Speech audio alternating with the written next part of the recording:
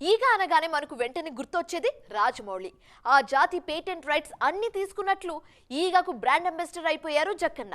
ఆయన ఈగ వచ్చి 13 ఏళ్ళైంది కదా, ఇప్పుడెందుకు ఆ టాపిక్ అంటారా? అక్కడే ఉంది అసలు మ్యాటర్. తాజాగా మరో ఈగ వచ్చేసింది. అదేమో మన ఈగకు స్వీకుల్లా కనిపిస్తుంది. మరి ఆ మ్యాటర్ ఏంటో చూద్దాం. కథ ఉంటే చాలు ఈగతో కూడా హిట్ కొట్టొచ్చని చూపించిన దర్శకుడు రాజమౌళి. ప్రూవ్ చేసిన సినిమా ఈగ. 12 ఏళ్ల కింద వచ్చిన ఈ చిత్రం అప్పట్లో ఓ సంచలనం. నాని, సమంత జంటగా సుదీప్ విలన్ గా వచ్చిన ఈగతో ఇంటర్నేషనల్ ఆడియన్స్ ను మెప్పించారు జక్కన్న. ఈయన మనసును పాన్ ఇండియా వైపు వెళ్లేలా చేసిన సినిమా కూడా ఈగే. 2012లోనే గ్రాఫికల్ వండర్ గా ఈగను తెరకెక్కించారు రాజమౌళి. మళ్లీ అలాంటి సాహసం చేయడానికి ఏ దర్శకుడు ముందుకు రాలేదు.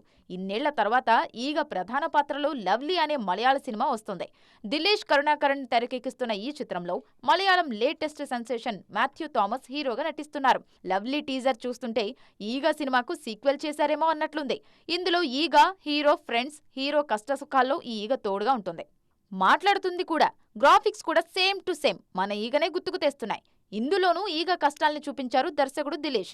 ఏప్రిల్ 4న మలయాళంతో పాటు తెలుగు, తమిళం, హిందీలోనూ విడుదలవుతుంది లవ్లీ.